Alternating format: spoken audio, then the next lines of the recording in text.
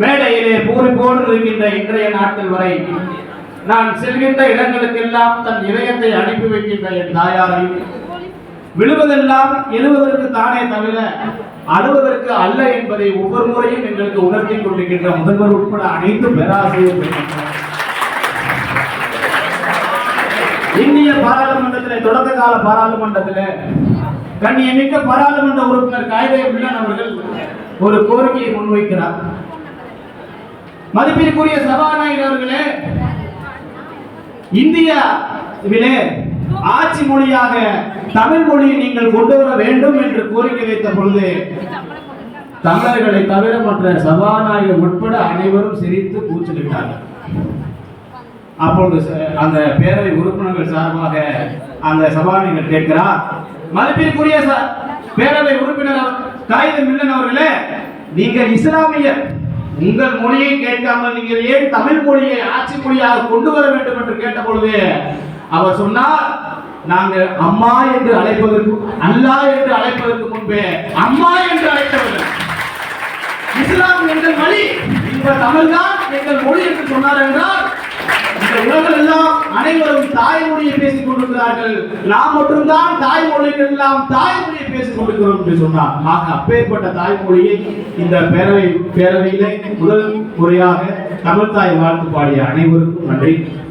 அடுத்தபடியாக மீனாட்சி சுந்தரேஸ்வரர் திருக்கல்யாணம் கள்ளழகர் வைகை ஆற்றில் எழுந்தருள் விழா சேரும் சிறப்புமாக நடைபெற்று அந்த தருணத்திலே இன்று பேரவை நிறைவு விழா நடைபெறுகிறது. நான் கள்ளழகர் மீனாட்சி சுந்தரேஸ்வரமும் இஸ்லாம் அல்லாவிடமும் கிறிஸ்தவிடமும் புத்தரிடம் கேட்டேன். பிறப்பணம் பெறுவது யாதென கேட்டேன், பிறந்துவார் என்று சொன்னான். இறப்பணம் பெறுவது யாதென கேட்டேன், இறந்துவார் என்று சொன்னான். மனைவியார் சுகம் யாதென கேட்டேன், மணந்துவார் என்று சொன்னான். நட்பணப்படுவது யாதென கேட்டேன், பழகிப்பார் என்று சொன்னான். இத்தனையும் கடந்துதான் இறைவா நான் உன்னை அடைய வேண்டும் என்றால் நீங்கள் எதற்கு இருக்கிறீர்கள் என்று நான் ஆண்டவரிடம் முறையிட்டு கேட்ட பொழுது இதையெல்லாம் கடந்து வந்த அனுபவமே நான் தான் என்று சொன்னார். அப்பேற்பட்ட அனுபவத்தை எங்கள் இதையை மூடி பேரவை உறுப்பினராக பதவியேற்ற முதல் இன்று வரை பல்வேறுபட்ட அனுபவங்களை நாங்கள் பெற்றிருக்கிறோம். பின்னாடி நாங்கள் மாவட்ட ஆட்சித்தலைவராக, காவல்துறை அதிகாரிகளாக, அரசியல்வாதிகளாக, எம்எல்ஏவாக, எம்பியாக வரும்பொழுது இந்த அனுபவங்கள் எல்லாம் எங்களுக்கு அங்கே பதில் சொல்லுவாங்க. அப்பேற்பட்ட விதையை உடைய பெருமதிப்புக்குரிய இந்த கல்லூரியுடைய முதல்வர் அவரை பாருங்கள், மிக மிக சாதாரண குடும்பத்திலே பிறந்து இந்த அரசு கல்லூரியுடைய முதல்வராக சாதிக்கிறார் என்றால் அவருடைய மிகப்பெரிய ஒரு காரணம் என்றால் தன்னம்பிக்கை, விடாமுயற்சி, உழைப்பு. நீங்கள் தோல்வி அடைந்து உட்கார்ந்து ஒரு வீட்டில உட்கார்ந்துறீங்கள், இதுக்கப்புறம் வாழ்க்கையே இல்லடா என்று நினைக்கும் பொழுது டாக்டர் ஏபிஜே அப்துல் கலாம் நீங்கள் நினைவு வைத்துக் கொள்ளுங்கள். அவருடைய கனவு எல்லாம் விமானம் ஓட்டியாக வர வேண்டும் என்றுதான். ஒரு முறை, இரண்டு முறை அல்ல, கிட்டத்தட்ட 3 முறை நேர்காணலில் 20 பேர் அவருக்கு முன்னாடி சென்று அந்த பதவியை வாங்கி விடுவார்கள், அன்று கொண்டே வீட்டுக்கு வருவார்கள். கிட்டத்தட்ட 3 முறை இதுவரை நடந்தது.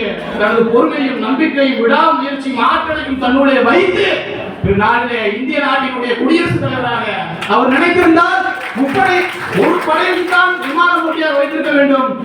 பின்னாளிலே அவர் முப்படைகளுக்கும் தலைமை தளபதியாக வைத்து வந்தார் என்றால் அவரை விட ஒரு மிக பொறுமையான, ஒரு தன்னம்பிக்கையான, ஒரு ஆற்றல் வாய்ந்த மனிதர் இந்த தமிழகத்தில் பிறந்திருக்கார் என்றால் அவரை விட நாம் ஏன் சாதிக்க முடியாது என்று என் உயிரோடு உள்ளத்தோடு மாடுகிற சகோதர சகோதரர்கள் நினைத்து. ஆக அப்பேற்பட்ட அந்த விதையை எங்களுக்கு ஊட்டிய பெருமதிப்பிற்குரிய கல்லூரியுடைய முதல்வர் அம்மா அவர்களுக்கு நன்றி. அடுத்தபடியாக பேரவை தொடங்கிய நாள் முதல் இன்று வரை எங்களுக்கு ஊக்கமும் உற்சாகமும் ஆக்கமும் எல்லாவற்றுக்கும் எங்கள் பயனளிக்கும் வகையிலே எங்களுக்கு உறுதுணையாக இருந்த வரவேற்புரை ஆட்சி புரிந்த வணிகவியல் துறை தலைவர் ஐயா சின்னசாமி ஐயா அவர்களுக்கு நன்றி. மேலும் தமிழ் துறையுடைய தலைவர் ஐயா அவர்கள், ஆங்கில துறையுடைய தலைவி அம்மா அவர்கள், கணிதவியல் துறையுடைய தலைவர், வணிகவியல் துறை தலைவர், அனைத்து துறை தலைவர்களுக்கு நன்றி. அடுத்தபடியாக இங்கு எல்லாமும் பெற வேண்டும், இங்கு இல்லாத நிலை வேண்டும் என்னும் வள்ளுவனுடைய வாக்குகளுக்கு ஏற்ப ஆண்டு விழாவிற்கு சிறப்பு விருந்தினராக வரவேற்று நமது முதல்வர் அம்மா அவர்கள் கேட்ட மாத்திரத்தில் 200 பெஞ்சுகளை இந்த கல்லூரிக்காக வழங்கினார் என்றால் அவரை விட குறைவல்ல இந்த உலகத்தில் ஐயா அவர்கள் பேசுவதை கூட எனக்கு வயது இல்லை, இருந்தாலும் இங்குள்ள அனைத்து சகோதர சகோதரிகள் சார்பாக ஐயா அவர்களுக்கு மிகப்பெரிய கோடான கோடி நன்றியை காணிக்கையாக்கி கொள்கிறோம் ஐயா. அடுத்தபடியாக இன்றைக்கு சிறப்பு விருந்தாக வரவேற்று ஈன்ற பொழுதிலும் திருவருக்கும் தன் மகனை சான்றோன் என கேட்டதா என்னும் வள்ளுவனுடைய வாக்குகளுக்கு ஏற்ப ஐயா அவர்கள் அவருடைய ஐயா பற்றி தெரிந்து கொள்வதே எங்களுக்கு எல்லாம் புள்ளிருக்கிறது. அப்பேற்பட்ட நபர் நமது கல்லூரிக்கு வருகிறது சிறப்புரையாற்றி புகழ்ந்திருக்கிறார். ஐயா அவர்களுக்கு பேரவை சார்பாக கல்லூரி சார்பாக மிகப்பெரிய நன்றியை தெரிவித்துக் கொள்கிறோம். அவருடன் உடற்கல்வித்துறை தலைவர் ஐயா அவர்களுக்கும் நன்றி. அடுத்தபடியாக விமர்சனம் இல்லாமல் விமர்சனத்தை தாங்க முடியாமல் அற்ப வெற்றியை கூட பெற முடியாது. நீ போகிற பாதை எந்தவித இடையூறுகள் அவமானங்கள் அச்சுறுத்தல்கள் எதுவுமே இல்லையா அந்த பாதையிலிருந்து திரும்பி வந்திருக்க நெப்போலியன் சொல்றார்.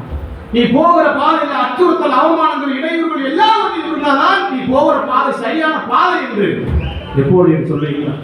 அந்த மாதிரி சகோதர சகோதரிகளே, நீங்கள் வாழ்க்கையிலே எல்லாம் உள்ள இறைவனை பெற்று எல்லா காரியத்திலும் இங்குள்ள பேராசை குடும்பமும் மாணவ செல்வங்களும் வெற்றி அடைய எல்லாம் உள்ள இறைவனை பிரார்த்தித்துக் கொண்டு இப்பேரவை நடைபெறுவதற்கும் இவ்விழா நடைபெறுவதற்கும் எல்லாம் உள்ள இறைவனுடைய ஆசீர்வாதம் பெற்ற அனைத்து துறை தலைவர்களுக்கும் பேராசிரியர் பெருமக்களுக்கும் அனைவருக்கும் முதல்வர் சார்பாகவும் கல்லூரியின் சார்பாகவும் மேலும் இந்த கல்லூரியின் வளர்ச்சி பணிக்காக பணியாற்றிக் கொண்டிருக்கிற அலுவலக பணியாளர்களுக்கும் இந்த கல்லூரியை கண்ணிலே போல் காத்து வருகின்ற காவலர்களுக்கும் இந்த கல்லூரியை தூய்மையாக வைத்திருக்கக்கூடிய தூய்மை பணியாளர்களுக்கும் உட்பட அனைத்து என் உயிரோடும் உள்ளத்தோடும் கலந்து வாழ்கின்ற அனைத்து சகோதர சகோதரிகளுக்கும் என் மனமார்ந்த நன்றியை தெரிவித்துக் கொண்டு வாய்ப்பிற்கு